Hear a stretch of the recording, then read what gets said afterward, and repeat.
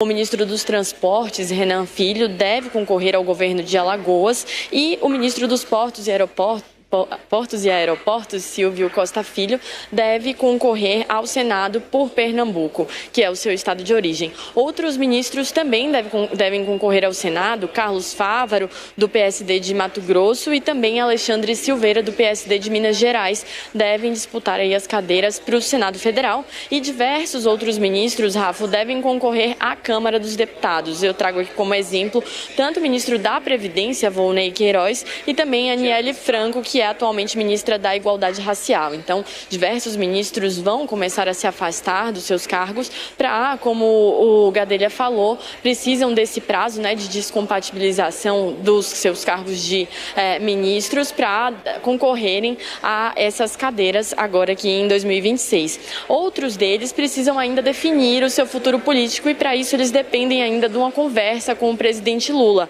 Por exemplo, a ministra do Planejamento e Orçamento, Simone Tebet, tem tido seu nome ventilado, por exemplo, para o governo de São Paulo ou também para o Senado de Mato Grosso do Sul, que é o seu estado de origem, mas isso ainda depende de uma conversa, de um acerto com o presidente Lula, assim como a ministra do Meio Ambiente, Marina Silva, que tem tido também seu nome ventilado para o Senado de São Paulo, mas isso depende também dessa conversa com o presidente e também de outras questões, no caso dela, por exemplo, uma possível troca de partido. E outros ministros, Rafa, já falei de alguns aqui que têm um destino certo, outros já conversaram com o presidente Lula, como o ministro da Fazenda, Fernando Haddad, mas ainda não tem esse destino certo. O presidente Lula tem o desejo de que ele concorresse ao governo de São Paulo, mas é uma ideia que Haddad ainda tem resistido. Ele que já anunciou que deve deixar o governo, né, já vem sido dito isso, de que ele deve deixar o governo, o ministério, para poder apoiar a reeleição do presidente Lula, trabalhar na campanha, mas o desejo de Lula é que ele também concorra ao governo de São Paulo, que a gente aguarda ainda um posicionamento do ministro. A grande estratégia do governo para essas eleições vai ser tentar eleger o maior número possível de aliados ao Senado Federal, isso como uma resposta, um posicionamento em relação à oposição, que também vai tentar ampliar a sua presença no Senado. A gente sabe que tem muito interesse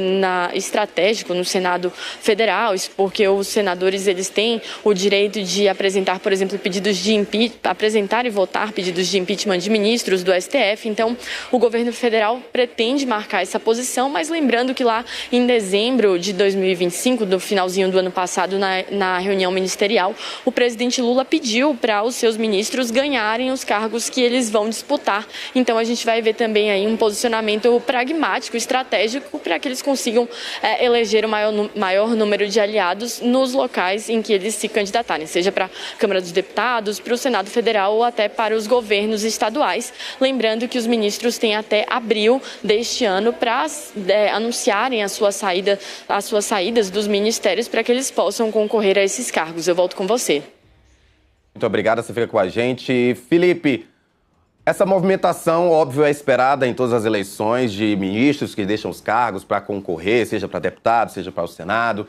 Como é que você acredita que esses cabos eleitorais de Lula devem trabalhar esse ano, já que, em tese, o presidente tem aparecido bem posicionado nas pesquisas, mas como o Igor também acabou de dizer, o Flávio Bolsonaro, que aparece ali como principal concorrente nesse primeiro momento, também tem se destacado. Então, queria que você pudesse analisar como esses cabos eleitorais de Lula podem trabalhar para trazer também votos para o presidente e, claro, fazerem suas próprias campanhas.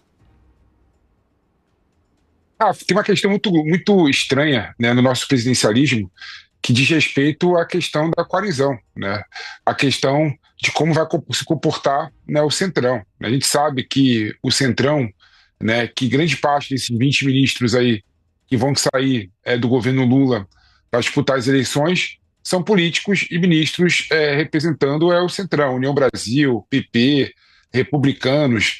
E a gente sabe, né, que o Centrão ele ainda não avaliou, né, qual caminho vai seguir, né? Se vai apoiar o Flávio Bolsonaro, se vai apoiar outro candidato, se vai voltar, né, para a base governista. Ou seja, há uma certa discussão, né, e um certo questionamento e uma certa dúvida do posicionamento do Centrão, né?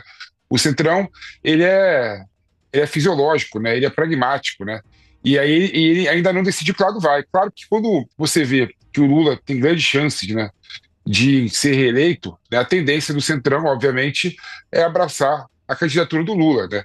Mas, ao mesmo tempo, a gente sabe que se o Flávio Bolsonaro ficar mais competitivo ainda, né, há grande chance do Centrão ficar neutro. Eu falo isso por quê? Eu falo isso porque eu acho difícil, né, a gente falar que esses 20 ministros, apesar de serem ministros do governo Lula, já fecharam, né, acordo com o Lula de ser cabo eleitoral nos seus estados, né, nas suas respectivas eleições, né? Não está claro isso ainda em relação a esses ministros, porque não está claro ainda o posicionamento do Centrão, né? Muitos desses ministros, sem sombra de dúvida, né, eu apostaria dinheiro nisso, né? Sem sombra de dúvida, ficariam neutro numa eleição polarizada em que o Centrão ainda não decidiu se vai apoiar ou não determinado candidato, né? Então, eu vejo como algo ainda questionável, né, sobre como que esses ministros podem ou não atuar como cabo eleitoral do Lula, né? Claro que é até uma questão lógica, né? Se são ministros do governo Lula, nada mais justo e nada mais correto do que esses ministros defendessem o governo nas eleições. Mas no Brasil, infelizmente, a situação não funciona dessa forma, né?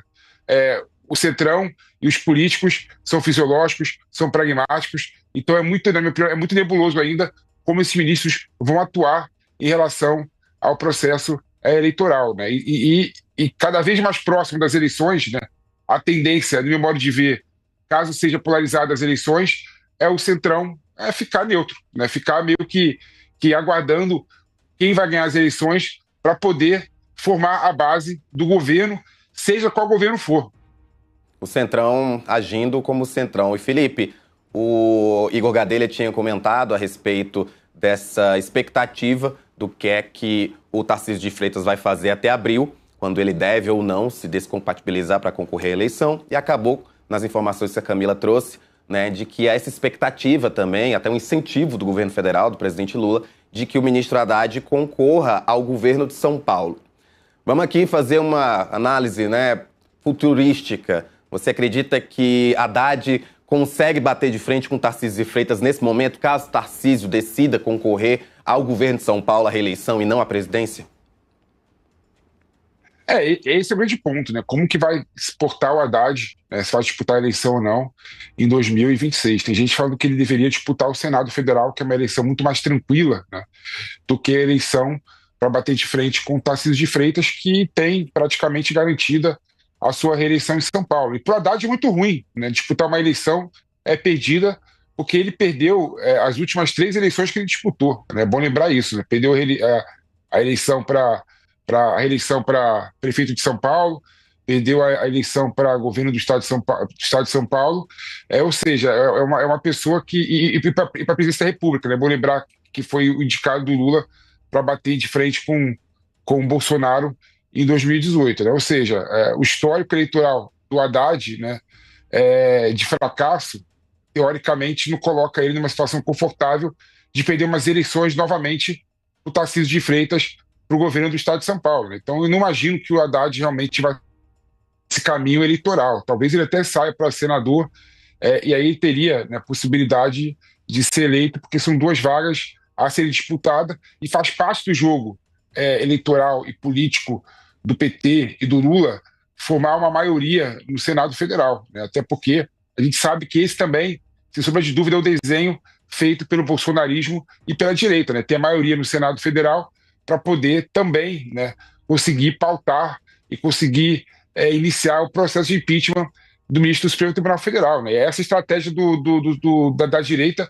e também a estratégia da esquerda também ter maioria no Senado Federal, porque o Lula está tendo um problema muito grande de governabilidade em relação ao Congresso Nacional, né? Então eu vejo muito mais claro o Haddad disputar a eleição para o Senado do que disputar uma eleição já praticamente perdida para o governo do estado de São Paulo.